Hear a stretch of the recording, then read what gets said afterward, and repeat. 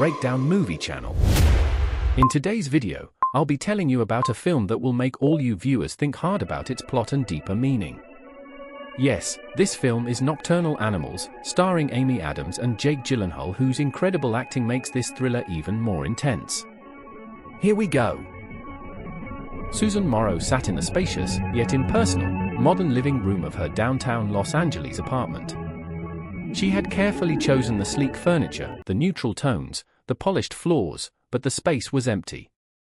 She had created a life that was flawless on the outside, but hollow within.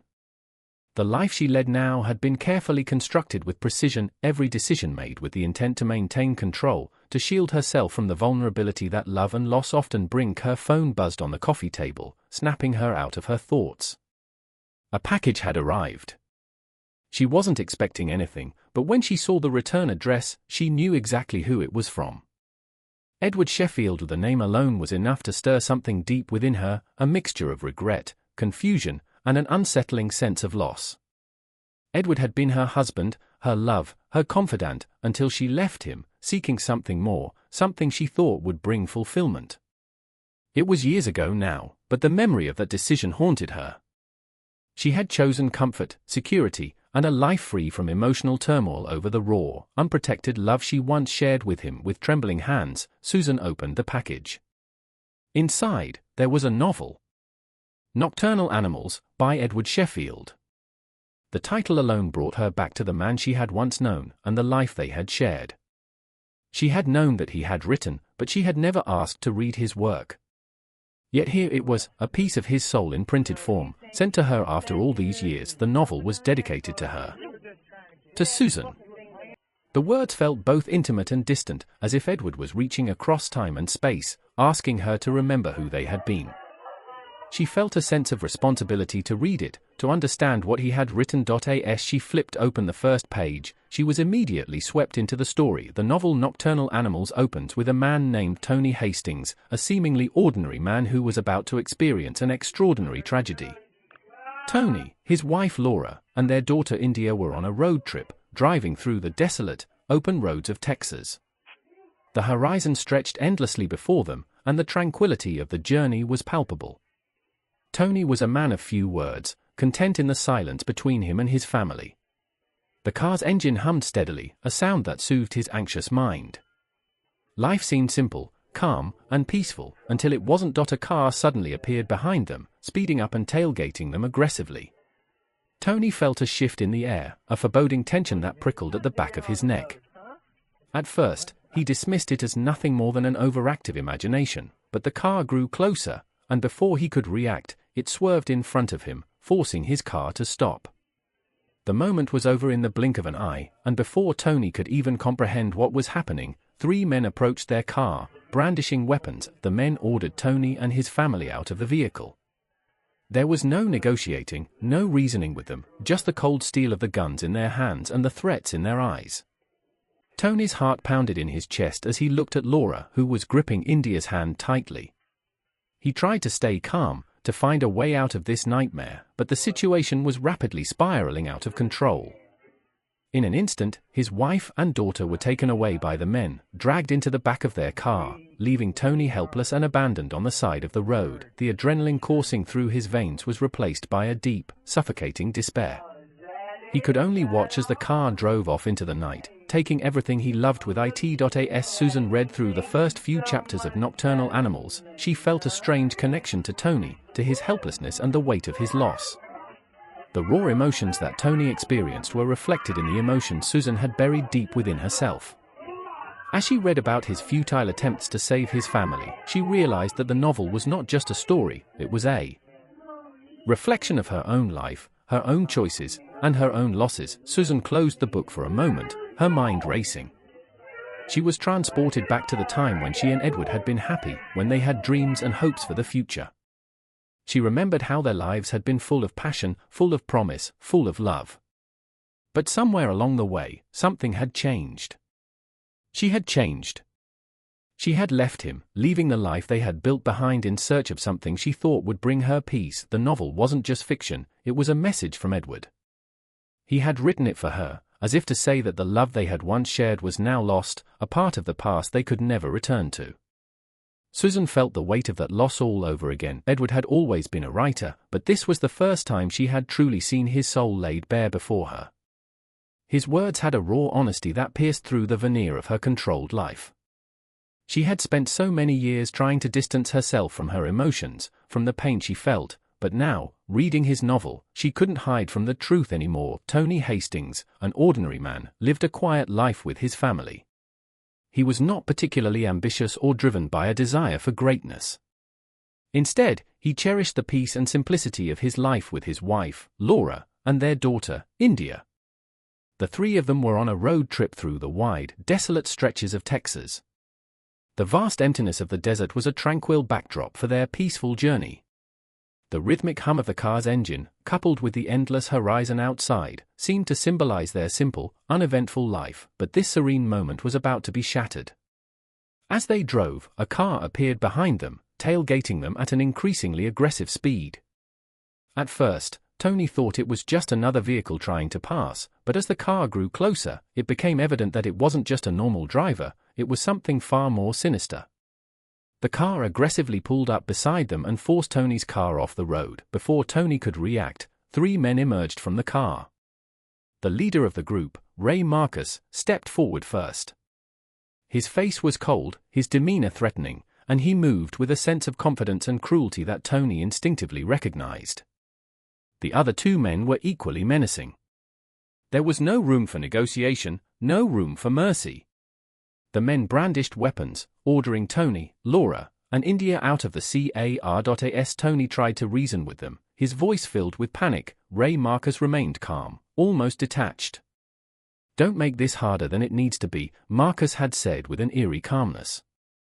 Laura gripped India's hand tightly, terror written on her face, as Tony tried desperately to keep his family together. But the men were quick. They forced Laura and India into their car, leaving Tony alone, helpless, on the side of the road. Ray Marcus, the man responsible for the destruction of Tony's family, had sealed their fate in an instant. After the abduction, Tony's world fell into chaos. His life had been defined by routine and safety, but now it was defined by a single mission: to get his family back. The loss of Laura and India consumed him completely, and with the police unable to offer any solutions, Tony took matters into his own hands. First, he sought answers from the police. They took the usual report, but it quickly became clear that they were unable to provide any real help. The system, which Tony had once believed in, seemed utterly incapable of responding to something as horrific as the abduction of his family. But Tony was not one to sit idly by. The desperate need for justice drove him into the depths of the investigation, and he soon found himself working with Detective Andes. Detective Andes was an older man, grizzled by years of working in a broken system. He had long since lost the idealism that came with his job. Andes had seen countless cases like this, cases that went nowhere, cases that ended in failure. He had resigned himself to the belief that justice was a rare commodity and that life was often about getting by rather than solving the world's problems. However, when he met Tony, Andes saw something different. The desperation in Tony's eyes, the fire in his soul, made Andes realize that this was not just another case. This was personal.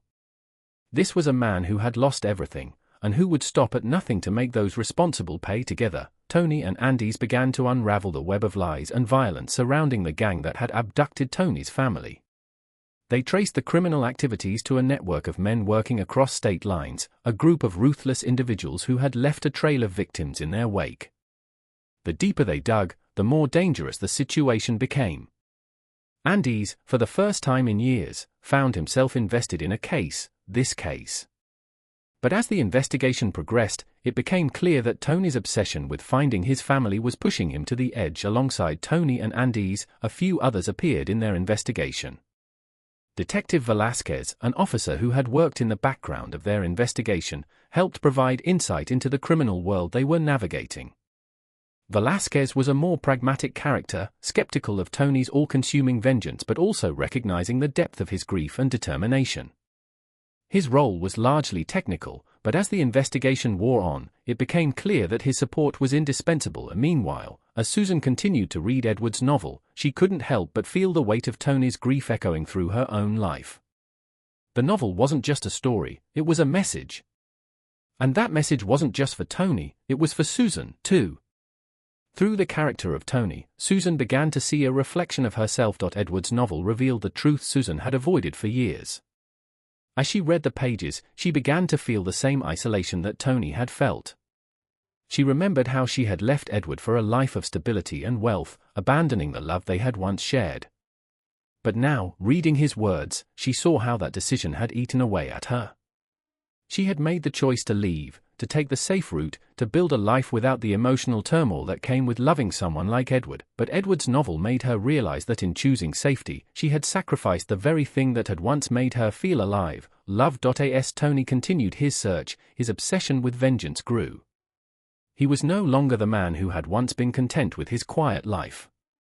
The loss of his family had stripped away the person he had been, replacing him with a man who was consumed by rage and a need for retribution. Tony knew what he had to do. He knew that finding Ray Marcus was his only chance to reclaim some semblance of control over his life. But as he grew closer to his goal, he also began to question the path he was on. Was this really about justice? Or was it about something darker, something he couldn't escape? His pursuit of Ray Marcus led him to a remote cabin deep in the woods, where he finally confronted Ray. Ray was everything Tony had imagined, cold, ruthless, without remorse. The two men stood face to face, and Tony, consumed by rage, pulled the trigger. Ray was dead, but as the body of his enemy lay at his feet, Tony didn't feel the relief he had expected. There was no sense of victory. No sense of closure. Instead, there was only emptiness. The man who had once sought justice now realized that vengeance had not healed his wounds. It had only deepened them. She realized now that love wasn't something that could be packaged in a neat, perfect world. Love was messy, painful, and unpredictable. And in the pursuit of a life free of pain, she had abandoned the very thing that had once made her feel whole. Tony Hastings was no longer the man he once was. His pursuit of vengeance had consumed him entirely, pushing him to become something he couldn't recognize. What had started as a desperate attempt to rescue his family had now turned into a blood-soaked trail of revenge. With each step, he had become more distant from the man he had been before the kidnapping. He was no longer motivated by justice, he was driven by something darker, a need to hurt the ones who had hurt him. After weeks of searching, Tony finally tracked Ray Marcus, the leader of the gang that had abducted his wife and daughter, to a remote cabin deep in the woods. The confrontation had been inevitable. Tony had known this moment would come, but as he stood at the threshold of the cabin, he felt a surge of hesitation. Would killing Ray Marcus finally bring him peace? Would it undo the hurt he had suffered? Or would it only leave him more broken than before? He stepped inside, his hand trembling as he clutched the gun. Ray Marcus was waiting for him, a smug grin on his face. There was no fear in Ray's eyes, just a cold indifference, as though he had already accepted that his fate was sealed. "You're too late," Ray said, his voice mocking, as he stared at Tony. "You think killing me will fix things?" The words hit Tony like a slap. He didn't respond. His finger tightened on the trigger, and without another thought, he shot Ray. The sound of the gunshot echoed through the cabin, and Ray collapsed to the floor. For a moment, Tony stood there, staring at the lifeless body before him. He had done it. He had exacted his revenge. But as the reality of the situation settled in, all he felt was emptiness. There was no relief. No sense of justice. Only an overwhelming sadness. As Susan continued to read Edward's novel, she was struck by the intensity of the emotions Tony had experienced. The story was not just a reflection of Tony's loss, it was a reflection of her own life, her own choices. The novel, in a way, had become a mirror that showed her the painful truth she had long avoided. Susan had thought she could escape the pain of her past. She had built a life free of the emotional chaos that had once consumed her, but in doing so, she had abandoned the love that had once been everything to her. She had left Edward for a life that seemed safer, more secure. But now, reading his words, she realized how much she had lost. She had left him because she was afraid of vulnerability. She had chosen comfort over love. And as she read the novel, it became clear that Edward had been trying to reach her all along, through his words, through his art. His novel was a testament to the love they had once shared, and the pain of losing it. The realization hit Susan hard. She had abandoned her own happiness in search of something superficial. And now, she was paying the price. The hollow life she had built felt emptier than ever, and she realized that the void she had tried to fill with material possessions and social status could never be filled without love. Tony's journey, driven by the need for vengeance, had come to an end. But what had he gained? His family was still lost, and the man he had become was unrecognizable.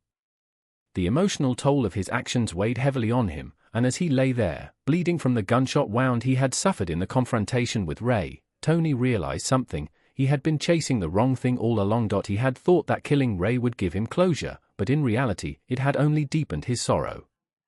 He had lost everything, and nothing could bring it back. His quest for vengeance had consumed him, but in the end, it had left him empty. As Tony lay dying, he reflected on the life he had lost, the family he could never get back, and the person he had become. His last thoughts were not of revenge, but of regret that he had let his anger dictate his every move. The truth was, there was no peace to be found in vengeance. There was only the lingering ache of what could never be fixed. As Susan finished reading the final pages of the novel, she felt an overwhelming sense of loss. The novel had given her the answers she had been searching for, but it also exposed the painful truth she had been running from. The love she had with Edward was gone, and nothing she could do could bring it back. She had let fear and insecurity drive her choices, and in doing so, she had lost the one thing that had truly mattered. She sat there, staring at the pages, feeling a deep sense of regret. Her life had been built on the foundation of material success, but it had never been enough to fill the emptiness inside her. As the realization sank in, she finally understood that the love she had once shared with Edward was irreplaceable. Susan, now faced with the truth of her past, decided to confront the one person who had always held the key to her happiness, herself. She reached out to Edward, not with a request for reconciliation, but with a simple acknowledgement of what had happened between them. She couldn't undo the past, and she couldn't change the choices she had made. But she could finally accept the consequences of those choices. The weight of her regrets was heavy, but in accepting them, she found a sense of freedom. She knew she could never go back, but perhaps, just perhaps, she could move forward. After everything he had endured, the endless searching, the violence, the pursuit of vengeance, he now faced the harsh reality of what it had all cost. He had been consumed by rage and sorrow, but in the final moments of his life, he realized that the pain he had been carrying was not something he could escape by seeking retribution. It was a deep, lingering ache that could not be healed by bloodshed. As Tony lay dying from his injuries in the cabin, he reflected on the life he had lived, the decisions he had made, and the path that had brought him to this moment. His mind wandered back to his family, his wife, Laura, and his daughter, India. The love he had for them had been pure, untainted by the bitterness and anger that had filled his heart in the years since their loss, but it was too late for him now. His journey had ended, and there was no turning back. Tony's final thoughts were not of vengeance, but of regret. He regretted letting his pain define him, letting it push him to do things he could never take back.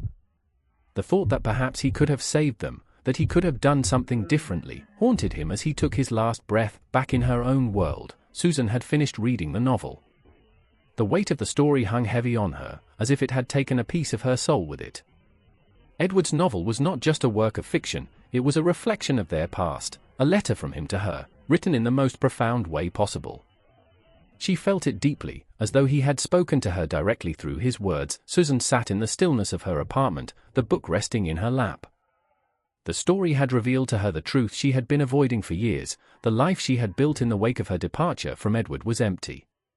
She had chased after a dream of stability, but in doing so, she had lost the one thing that had made her feel alive: love. She had left Edward because she feared the pain that love might bring, but now, she realized that it was the absence of love that had left her truly broken. The novel, and Tony's journey, had shown her the consequences of living without love. Tony's search for his family, his desire for justice, had ultimately led to his own destruction. In many ways, Susan had done the same. She had sought a life without emotional vulnerability, without love, but that had only left her with an aching emptiness. Had she made a mistake? Thank you for watching till the end. What do you think? Was the novel Edward's revenge, or was Susan overreacting? Comment below. Don't forget to like and subscribe so you won't miss our next story. See you next time.